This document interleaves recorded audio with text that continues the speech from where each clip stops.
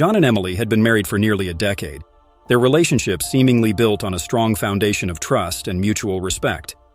They lived in a cozy suburban home, shared weekend getaways, and often hosted dinner parties for friends. From the outside, they were the epitome of a happy, stable couple. John, a dedicated engineer, had always felt secure in his marriage, believing that he and Emily shared a bond that could withstand anything. However, over the past few months, John had started noticing small but unsettling changes in Emily's behavior. At first, it was nothing he could put his finger on, just a vague sense that something was off. She began taking her phone with her everywhere, even to the bathroom, and would lower her voice when answering calls. There were new passwords on her devices, which she brushed off as a precaution against hacking. Then, there were the late nights. Emily, who had always been punctual and preferred spending her evenings at home, suddenly had a string of late meetings. "It's a busy season at work," she explained with a tired smile, though John noticed she never seemed tired when she returned, often slipping into the shower before coming to bed. John's unease grew with each passing day. He tried to ignore the gnawing suspicion in the pit of his stomach, but the signs were becoming too clear to dismiss. Of Emily's meetings, John decided to investigate. He waited until she was asleep and with trembling hands began searching through her phone. Then he found a thread with a coworker named Mark that made his blood run cold. Messages were flirtatious, suggestive, and unmistakably romantic. They spoke of secret rooms and whispered confessions of love. It was worse than he had imagined. John felt his world crumbling around him, but instead of confronting Emily immediately, he knew he had to be smart about this, so the final straw. Emily's upcoming business trip wasn't what it seemed. She had mentioned a conference in a nearby city, but further digging revealed that Mark was scheduled to be at the same place. The pieces fell into place. A romantic getaway under the guise of work. John's hurt quickly turned to anger, and from that anger, a plan began to form. He would not be the fool she thought he was. If Emily and Mark wanted to play games, John was ready to make sure the endgame was on his terms. John's initial shock and disbelief soon gave way to a deep, simmering rage. The betrayal cut deeper than he could have imagined. Every smile, every kiss, every "I love you" from Emily felt like a lie, a cruel joke at his expense. But as much as the pain gnawed at him, John knew that confronting her immediately would only give her the upper hand. She would cry, apologize, and possibly manipulate him into forgiving her. Or worse, she might try to deny everything. Instead, John resolved to play the long game. He wasn't going to let Emily and her lover walk away unscathed. He needed to ensure that when he made his move, there would be no escape for either of them. John's first step was to consult a lawyer. He found someone discreet, a professional who specialized in handling sensitive cases like his. Together, they laid out a plan. The lawyer advised him to gather as much evidence as possible, screenshots of the incriminating messages, records of her phone calls, and any other proof that could be used in court. With each piece of evidence, John's case grew stronger, and his resolve hardened. The lawyer also drew up the divorce papers, making sure they would serve as a final devastating blow. John kept his emotions in check, treating Emily as if nothing had changed. He continued to kiss her goodbye in the mornings, have dinner with her in the evenings, and talk about their future as if it still existed. All the while, he was mentally preparing for the moment when he would reveal everything and take back control of his life. The final piece of the puzzle was the trip, the one Emily had so carefully planned as her romantic escape with Mark. John knew that this was his opportunity to strike.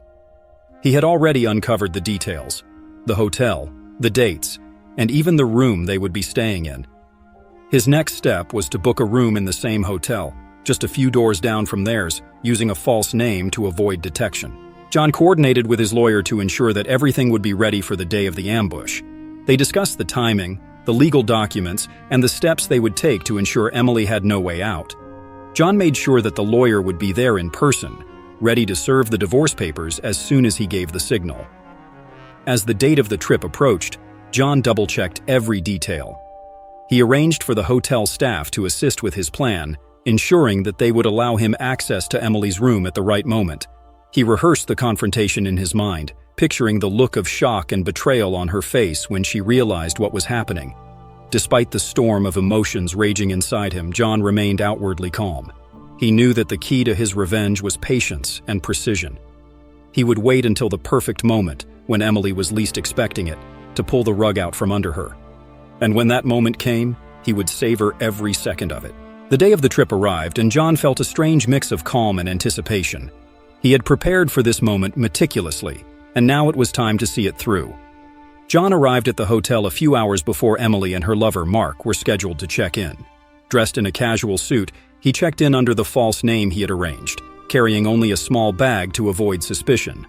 The hotel was an upscale, romantic getaway, just the kind of place couples would choose for a weekend of passion. As John walked through the elegantly decorated lobby, he couldn't help but feel a bitter pang of irony.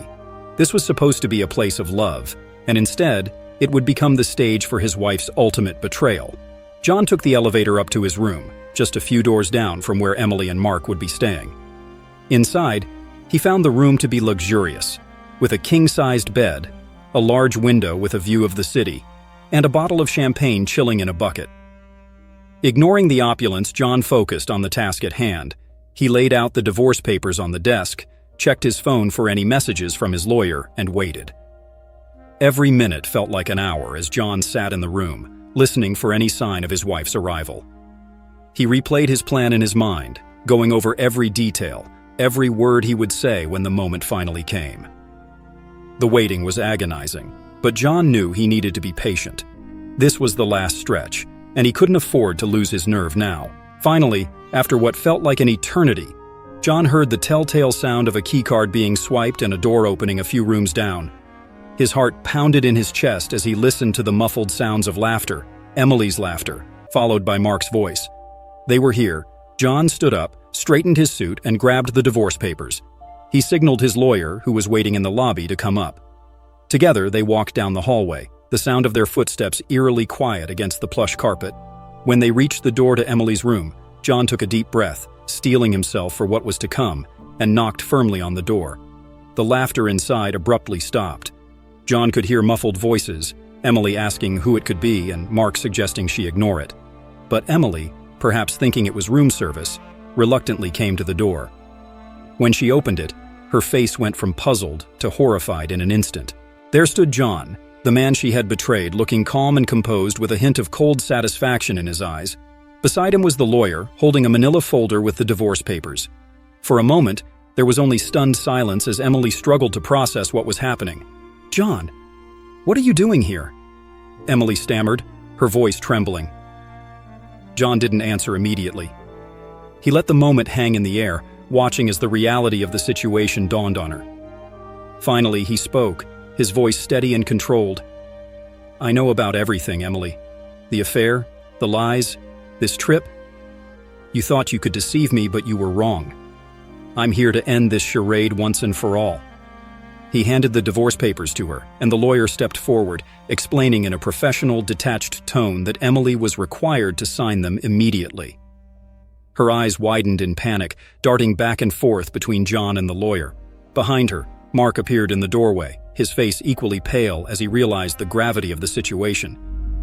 "You can't be serious," Emily whispered, her hands shaking as she took the papers. "John, please, let's talk about this." "There's nothing to talk about," John interrupted, his voice colder now. "You made your choice when you decided to betray me. Now, you'll face the consequences." The power dynamic had shifted completely. Emily, who had been so sure of herself, was now at John's mercy. She looked at Mark, hoping for support. But he took a step back, clearly wanting no part in the confrontation. Defeated, she slowly signed the papers, each stroke of the pen feeling like a nail in the coffin of their marriage. As she handed the signed papers back, John felt a sense of closure washing over him. He had done it. He had taken control of the situation and ensured that Emily's betrayal would not go unpunished. Without another word, John turned and walked away, leaving Emily and Mark to deal with the aftermath of their actions. As he exited the hotel, he felt lighter than he had in months. The chapter of his life with Emily was over, and he was ready to start anew, on his own terms. As John turned to leave, Emily stood frozen, the signed divorce papers trembling in her hands. The weight of what had just happened began to settle in. There was no escaping this. Her mind raced, searching desperately for a way out, an excuse, anything that could delay the inevitable. But John's cold, determined demeanor left no room for negotiation or forgiveness. She was caught, and she knew it. "John, please, Let's talk about this, she pleaded, her voice breaking. But John was unmoved. His eyes, once full of warmth and love, were now icy and distant. "There's nothing left to talk about, Emily," he replied, his tone devoid of any emotion. "You've made your choices, and now you have to live with them." Emily looked at Mark, her supposed lover, hoping for some form of support, but he was already retreating, edging towards the door as if trying to distance himself from the unfolding disaster. The realization hit her like a ton of bricks. She was utterly alone in this. The man she had risked everything for was now showing his true colors, abandoning her in the face of consequences. With a shaky breath, Emily tried to speak, to offer some justification for her actions, but the words wouldn't come. She could see that John was beyond listening. His mind was made up, and her attempts at explaining or stalling would only make things worse. Defeated and cornered, she had no choice but to accept her fate. As Emily stood there, her world crumbling around her, John turned his attention to Mark, who was still hovering near the door. The disgust in John's gaze was palpable, making Mark visibly uncomfortable. "And as for you," John said, his voice dripping with contempt, "you're done here." John gestured to the hotel staff who had been discreetly waiting in the hallway, ready to act on his instructions. The staff members approached Mark, their professional demeanor barely concealing the judgment in their eyes. Mark, realizing what was about to happen, tried to protest. "Wait, this isn't necessary." But John cut him off. "Oh, it's very necessary. You thought you could sneak around and play with someone else's life without consequences? You were wrong." The staff didn't hesitate. They moved forward, one of them gently but firmly taking Mark by the arm. "Sir, we'll have to ask you to leave immediately," one of the staff members said, his tone leaving no room for argument. Mark looked at Emily one last time, but there was nothing she could do to help him. His face flushed with embarrassment, he allowed himself to be led out of the room, his attempts at maintaining any dignity evaporating as he walked the long hallway under the watchful eyes of hotel guests and staff. For Emily, watching Mark being escorted out was the final nail in the coffin. Not only had she lost her marriage, but the man she had risked everything for had been unceremoniously thrown out, leaving her to face the aftermath alone. The reality of her situation sank in. Her lover was gone, her husband had filed for divorce, and her life as she knew it was over. John turned back to Emily, who now stood in the center of the room, looking small and defeated. He said nothing more, simply giving her one last cold, lingering look before he walked out, leaving her in the silence of the luxurious hotel room that now felt like a prison. As John exited the hotel, he felt a wave of satisfaction wash over him. Justice had been served, and he had ensured that neither Emily nor Mark would easily forget this day. The betrayal had been avenged, and he was free to move on with his life, leaving the past behind. As John stepped out of the hotel, the sun was beginning to set, casting a warm, golden light over the city. The world outside felt different, lighter, as if the weight that had been pressing down on his shoulders for months had finally lifted.